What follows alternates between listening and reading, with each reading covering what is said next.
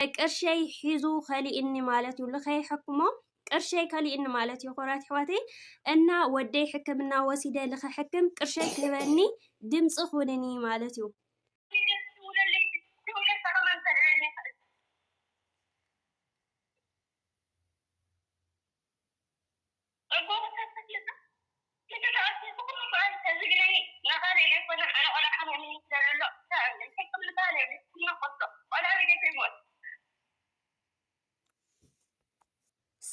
ሰላም ክቡራት ተኸታተልቲ ናይ ፍሬዩቱብ ከመይ ኣለኹም ደሓንዲኹም በብዘለኹምዎ ሰላም ክትኮኑ እናተመንኹ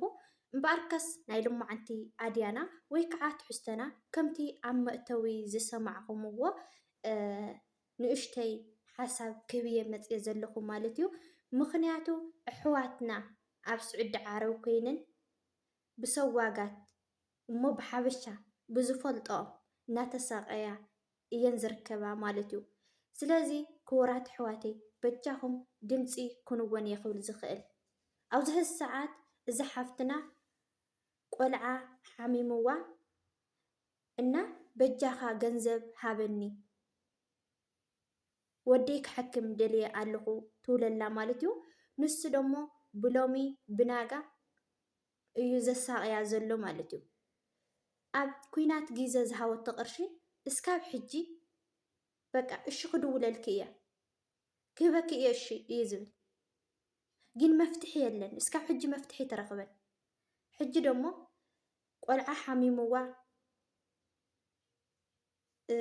ኣብ ኢዳ እውን ገንዘብ ስለ ዘይፀንሓ በድጋሜ ገንዘብ ይሃበኒ ኢላቶ ክህባ ኣይከኣለን ናያ ብቻ ኣይኮነን ናይ ብዙሓት ኣሕዋትና ሒዙ እዩ ዘሳቅየን ዘሎ እና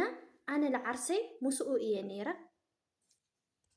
ይኹን ዳ እምበር ክቡራት ኣሕዋተይ ኣብቲ ኩናት ግዜ ኣነ እውን ምስኡ እየ ነይረ ማለት እዩ ግን ኣብ እስር ቤት ተትሒዙ እናሃለየ ሰበይቱ ቅርሺ ሃብኒ ለላማጣ መፅኦም ወለዴና እና ገንዘብ ሃብኒ ይብላ ነይረ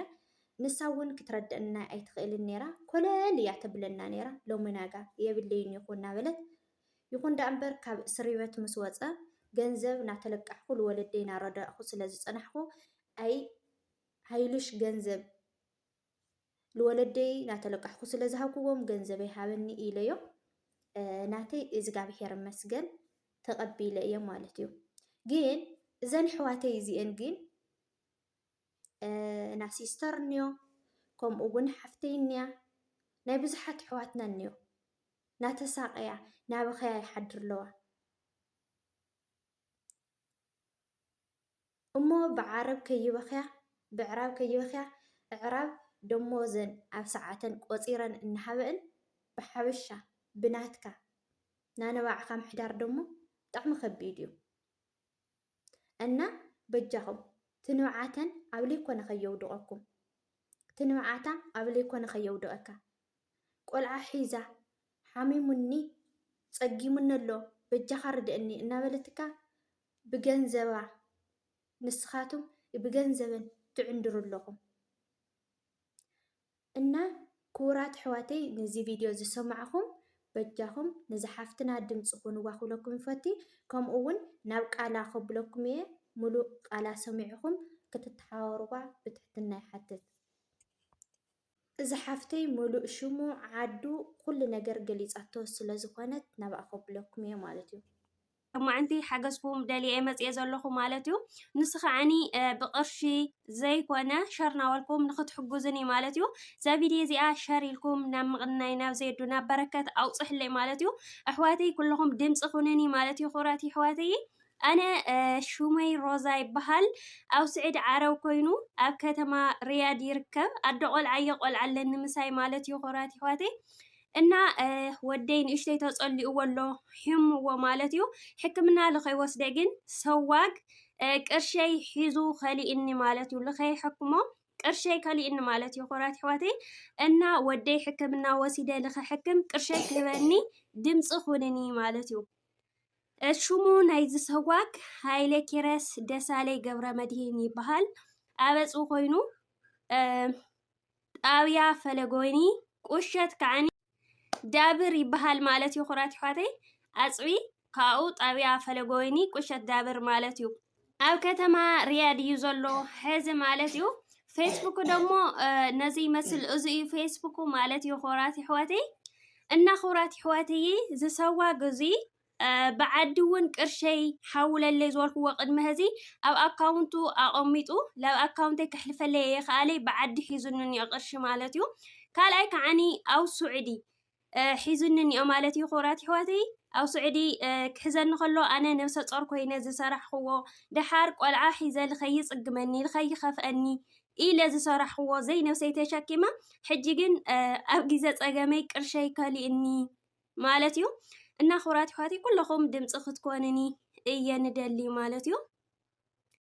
እምበኣርካስ ክቡራት ሕዋተይ ሙሉእ ሽሙ ዓዱ ገሊፃቶ እያ ዝሓፍተይ ማለት እዩ ከምኡ እውን